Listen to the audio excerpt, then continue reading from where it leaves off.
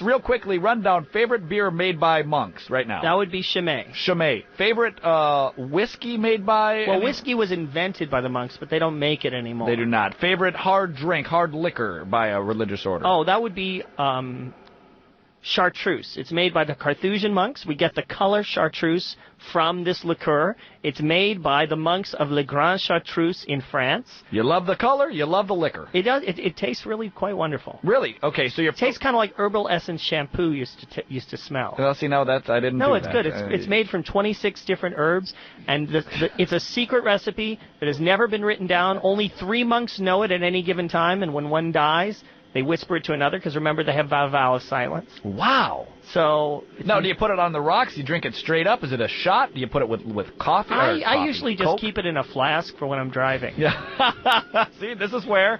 I drive a school bus. See, this is why. Every time John Zmirak comes on the show, we're learning about the Catholic faith and the monks and the liquor, and then you do the school bus joke. And the Kennedy suicide theory. Look into it. Don't even start. Just saying, I want it to be taken seriously. Now, seriously, chartreuse, the liquor. Yes, is made by Carthusian monks. And you put it in? Is it I think it's highball? What is this? It's best drunk over ice, because it's 120 proof. Thank you. That's what I didn't know if you were mixing it or what. Okay, so you've got your favorite beer is Chimay. Right. You have your favorite hard liquor is chartreuse. Mm-hmm. Is that what it's called, chartreuse? Chartreuse.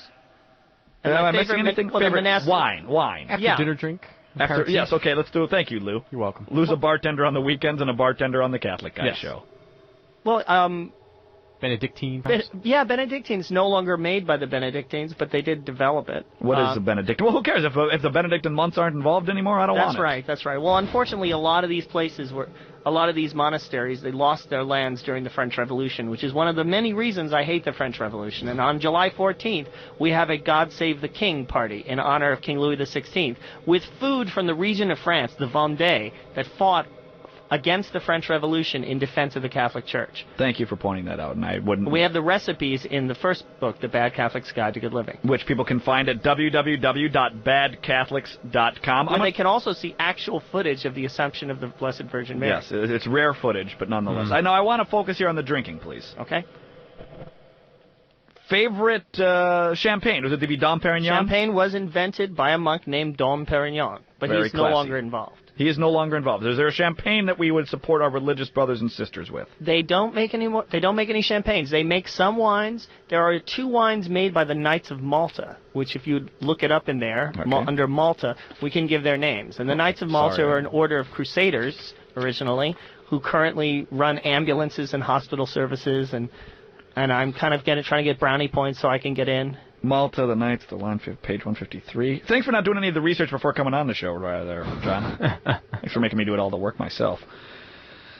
Page 153. Here, you do the work, John. John Zmirak stopping by the Catholic Guy with me, Lino Rulli, his book, The Bad Catholic's Guide to Wine, Whiskey, and Song, learning about all the Catholic history of drinks. Lou, have you... Oh, I'm sorry. Go ahead, John. Well, the Knights of Malta, one of the wines is called is made by Castella di Magione, and the name of it is Colli di Trasimeno, Collidi Trasimeno. Another one is called Commenda Marlberg, Kommenda. Right, because most of the listeners have pen and paper in hand. Marlberg. Well, you don't need both hands on the wheel. I'd like to buy a vowel. All right, so I think most of your listeners aren't allowed sharp objects. That is correct. Maybe our friends over at CatholicGuyShow.com or LinoFans.com, maybe one of the 2 fan clubs can actually be listening and writing these things out, and you can go to those 2 places as resources. The problem is, John, I don't run my own fan club, so it's up to them. That's reassuring to know. It's up to them when they decide to do this sort of thing, but... You did start your fan club, but eventually some people... Well, only by being so good on the radio. That's Thanks for mentioning it, John. That's right.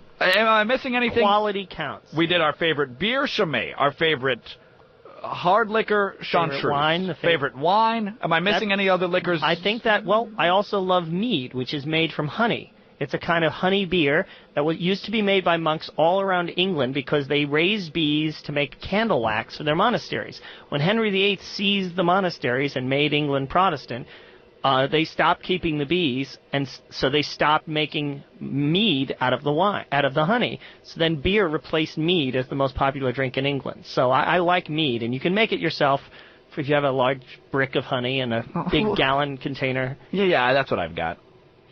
Yeah, wheel it in, boys. No, it's not like we sooner have that this. than a piano, but I'm not a player. No, of course you're not. So all of these things, look at that. You learn about the Catholic history, you learn about the church, and hurt your liver at the same time. You can't do better than that. Eventually mine's going to slide out in the shower. I'm out of here. Well, and you're out of here because John Zmirak has just said the negative words, the words we will never listen to him say around here, Lou, and that is him in the shower. Those are words I will not accept on my show. I blanked it out. The Sorry. books, Bad Catholic's Guide to Good Living. The books, Bad Catholic's Guide to Wine, Whiskey, and Song. I've got some emails here, by the way, John, at leno@thecatholicchannel.org. Somebody mentioning here how much they love your books. Oh, that's nice. And the person's even a doctor. What do you know about that? Or they have MD after the title. Doesn't mean they're necessarily... Mogan David. And as well as the brand new book, The Grand Inquisitor, in, what do you call it, illustrated? Graphic novel. Graphic novel.